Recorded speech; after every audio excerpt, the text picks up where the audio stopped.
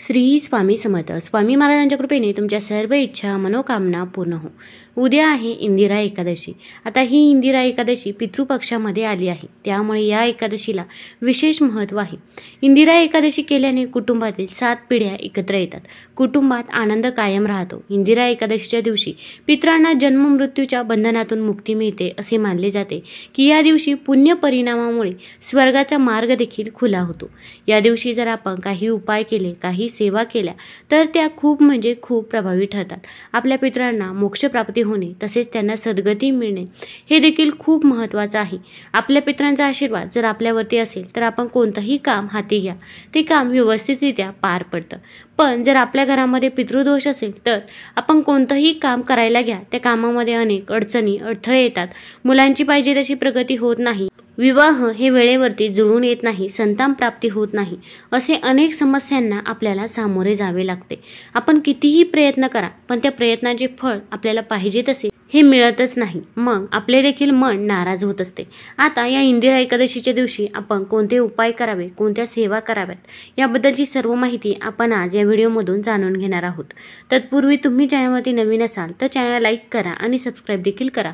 कमेंटमध्ये श्री स्वामी समर्थ किंवा ओम पितृदेवताय नमः लिहायला विसरू नका. 28 सप्टेंबर रोजी इंदिरा एकादशी साजरी केली जाणार आहे. पंचांगानुसार अश्विन कृष्ण एकादशी तिथी 27 सप्टेंबर रोजी दुपारी 1:20 सुरू होईल आणि 28 सप्टेंबरला दुपारी 2:49 राहील. तर आपल्याला उदय तिथीनुसार एकादशी ही 28 ऑक्टोबरला म्हणजे उद्या साजरी करायची आहे. आता या एकादशीच्या दिवशी आपण सकाळी लवकरच उठायचं आहे. अगदी तुम्ही ब्रह्ममुहूर्तावरती उठले तरी पण चालेल. ब्रह्ममुहूर्तावरती आपण जी काही पूजा करतो, जी काही सेवा करतो त्या सेवेचे फळ हे आपल्याला मिळत असते.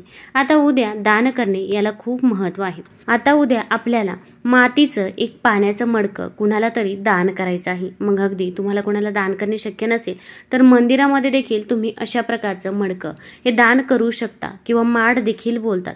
मग त्यामध्ये आपण थोडंसं पाणी भरायचं आहे आणि ते अगदी तुम्ही मंदिरामध्ये ठेवून आला तरी पण चालेल. अगदी छोटं असू दे, मोठं असू दे, तुमच्या कुवतीनुसार तुम्ही माठ हा उद्या दान करायचा आहे. त्यामध्ये पाणी टाकून तो तुम्ही दान करू शकता. किंवा एखादी शेजारची व्यक्ती असेल किंवा गरीब गरजू व्यक्ती असेल तर त्या व्यक्तीला देखील तुम्ही पाण्याचा माठ दान केला तरी पण चालेल. यामुळे आपल्या पितरांना मोक्ष प्राप्त होत असतो व त्यांना सद्गती मिळते. त्यांचा आशीर्वाद हा आपल्यावरती सदैव असतो. म्हणून इंदिरा एकादशीच्या दिवशी अगदी घरातील कोणत्याही व्यक्तीने हे माठाचे दान केले तरी पण चालेल. पण शक्यतो ज्या काही वडीलधारी व्यक्ती आहे, मग आजी असतील, आजोबा असतील, तर त्यांनी हा उपाय जरूर करावा. फक्त मासिक धर्म असेल किंवा सूतक असेल तर या काळामध्ये आपल्याला हा उपाय करता येणार नाही. आता या एकादशीच्या दिवशी काळ्या तिळाचे दान करणे याला देखील खूप महत्त्व आहे. मग तुम्ही मंदिरामध्ये देखील काळे तीळ हे दान करू शकता. धर्मशास्त्रानुसार तीळ हा पितरांचा आहार मानला जातो. त्यामुळे जेव्हा तुम्ही पितरांचे तर्पण करता आणि त्यांना भोजन देता तेव्हा त्यात तीळ नक्कीच समाविष्ट करा. पितृपक्षाच्या कालावधीत पूर्वजांच्या नावाने तीळ दान दिले तर तुम्हाला आणि तुमच्या कुटुंबाला आशीर्वाद मिळतात. पितृपक्षाच्या काळात तुम्ही पांढऱ्या किंवा काळ्या कोणत्याही प्रकारच्या तिळाचे दान करू शकता. पण काळ्या तिळाचे दान करणे अधिक शुभ मानले जाते. धार्मिक मान्यता आहे की तुम्ही पितरांना काळ्या तिळाचे दान केले तर त्यांना मोक्ष प्राप्त होतो आणि जर ते भटकत असतील तर त्यांना देखील मुक्ती मिळते. जर तुमचे पूर्वज नाराज असतील किंवा तुम्हाला पितृदोष असेल तर 16 दिवसांच्या श्राद्ध कर्मात सतत तीळ दान करणे आवश्यक आहे.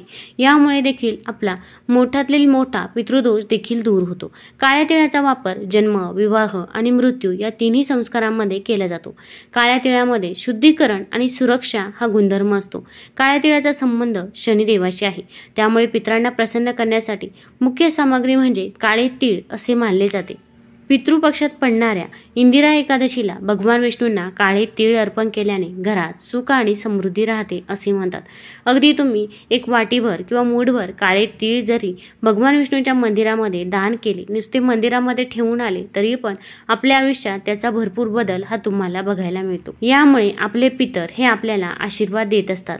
शनिवारी सूर्यदेवांना काळ्या तिळाने अर्घ्य दिल्याने कुंडलीतील शनी 7.5 देखील संपते. आता या एकादशीच्या दिवशी आपल्याला पिंपळाच्या झाडाला एक वस्तू अर्पण करायची आहे की ज्यामुळे आपला जो काही पितृदोष आहे तो दूर होईल व पितरांच्या आत्म्याला देखील शांती मिळेल।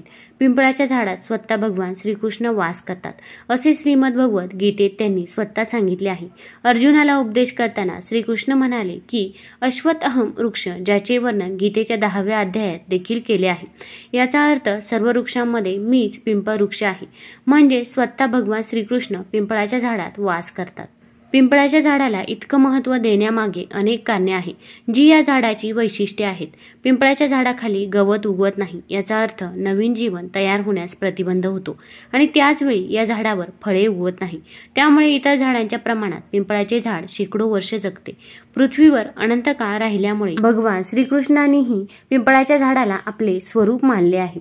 तर आता आपल्याला पिंपळाच्या झाडाजवळ जायचं आहे। आपल्याला एक तांब्याचा तांब्या घ्यायचा आहे, त्यामध्ये थोडंसं दूध घ्यायचं आहे। आता दूध घेताना आपण शक्यतो तरी कच्चंच दूध घ्यायचं आहे आणि त्यामध्ये थोडेसे काळे तीळ आपल्याला टाकायचे आहे। काळे तीळ हे पूर्वजांना समर्पित आहे।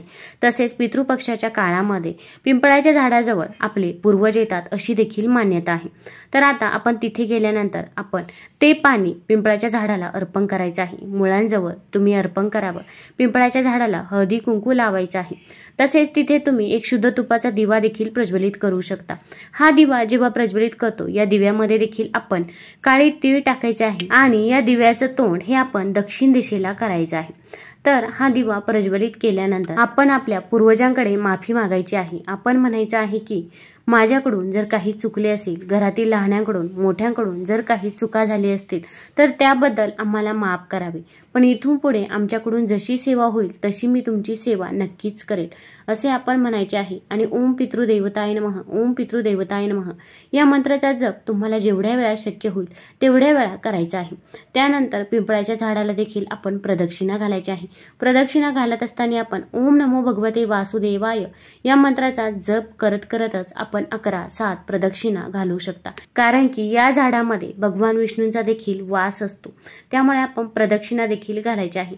झाडाजवळ आपलं डोकं टेकवायचं आहे आणि आपली इच्छा मनोकामना परत तुम्ही भगवान विष्णूंना, माता लक्ष्मीला देखील सांगायची आहे।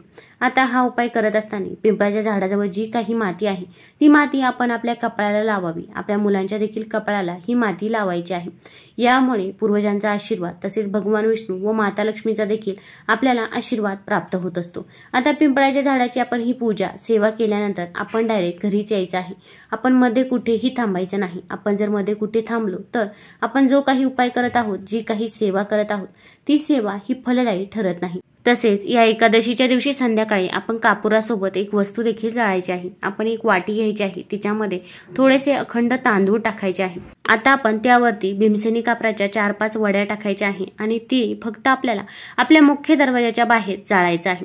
तिथे देखील उंबरठ्याजवळ आपल्या पितरांचा वास असतो असे म्हणतात। त्यानंतर पूर्वजांकडे माफी मागायची आहे। तसेच घरामध्ये इडापिडा, नजरबाधा, संकटे दूर होऊ दे यासाठी प्रार्थना करायची आहे। आता जे काही अर्धे तांदूळ राहतील ती वाटी आपण घराबाहेरच ठेवायची आहे। दुसऱ्या दिवशी सकाळी उठल्यानंतर हे जे काही तांदूळ आहे ते तुम्ही पक्ष्यांना टाकू शकता किंवा वाहत्या पाण्यामध्ये प्रवाहित केले तरी पण चालेल। यामुळे देखील आपल्याला पितरांचा आशीर्वाद हा प्राप्त होत असतो। तुम्हाला जर हा व्हिडिओ आवडला असेल तर कमेंटमध्ये श्री स्वामी समर्थ जरूर लिहा। धन्यवाद।